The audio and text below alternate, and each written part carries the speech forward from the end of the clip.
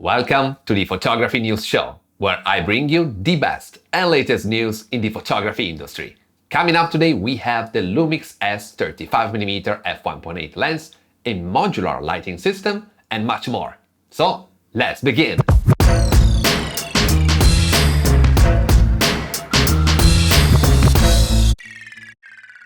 Hey fellow photographers, it's Alessandro Carpentiero, travel photographer and gear expert from Italy, and I want to welcome you to episode number 27 of the Photography News Show, my weekly series all about photography gear.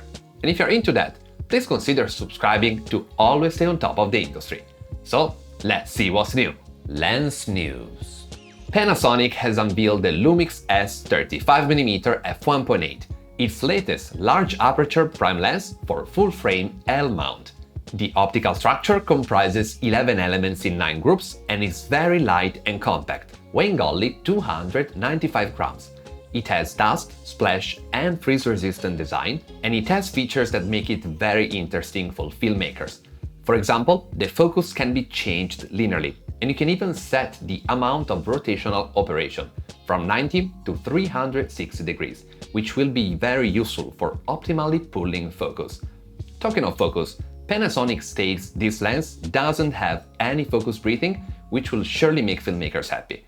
I personally am a fan of the 35mm focal length, as it provides that medium-wide look that is very suited for a lot of photography genres. The Lumix S system is growing rapidly, and it now has an interesting range of bright prime lenses, the 24, 35, 50 and 85mm. What's very interesting to note is that all these lenses have a very similar weight, the same center of gravity and the same front filter size of 67mm. This will dramatically facilitate operations for filmmakers, as it will make changing lenses on a gimbal a breeze, something that usually requires a complete rebalance of the system. Here's the question of the week. If you could only choose one of those prime lenses, which one would you get? I know, that's a tough call, but I think I would go for the 35mm, as it's the most versatile lens, at least for me. But for sure, all these focal lengths have their intended use, and at the end of the day, you should have them all. This new 35mm comes at $700, and you can grab it from the link in the description. Camera news. Just a year ago, Nikon experienced a profit loss of a crazy $720 million. But thanks to the new cameras released this year, together with the improvements in the pandemic situation, it's expected to close the upcoming financial period with over $100 million in profits. The Japanese brand already has a clear idea of what to do with some of that money. In fact, it has announced the construction plan of the new head office in Tokyo. It's expected to have 6 floors, with a total space of 42,000 square meters, and with an emphasis on sustainability. It will be built on the premises of Oiplan in Shinagawa-ku, starting in summer 2022, and it will be completed by spring 2024. Hopefully, my YouTube channel will be big enough by then to be invited for a visit. Accessory news. Lights are a great tool to expand the creative possibilities, but they often are bulky and not super versatile. For example, a ring light is massive and it's a little bit of a pain in the neck to carry around. So that's bound to change thanks to the Uptolux MP1, a portable, lightweight and modular lighting system.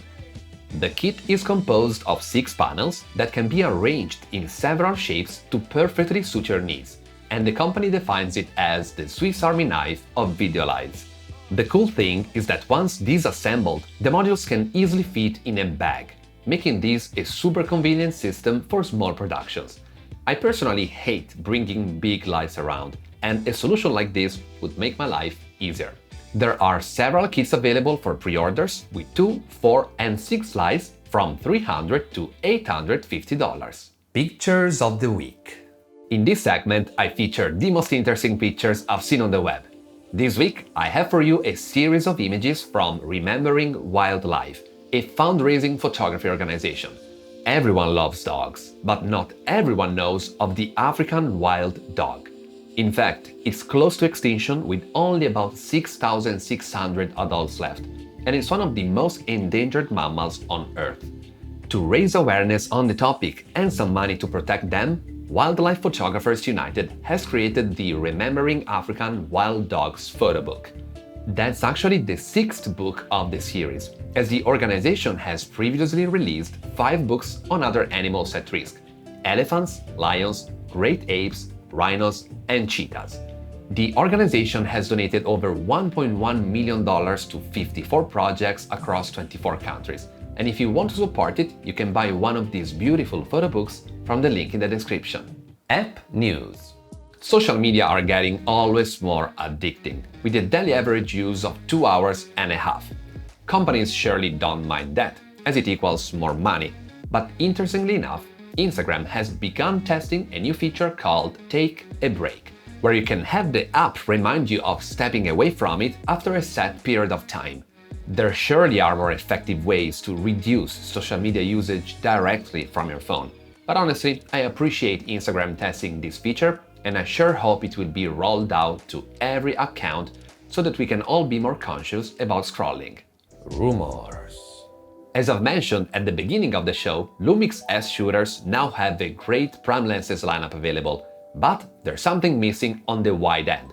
And that's why Panasonic has announced that it's currently working on an 80mm f1.8 lens that will complete its L-mount lineup. It's unclear when it will be released, so let's wait and see. That's it for today. I really hope you've enjoyed this episode of the Photography News Show. Which news did you like the most? Just let me know in the comments. If you have liked this video, please give it a big thumb up, subscribe to the channel, activate the notification bell, and share this video with your photography friends. And if you want to improve your photography, mindset, and productivity, feel free to DM me on Instagram or send me an email, and I will be happy to help. So, thanks a lot for watching, and I'll see you in the next one!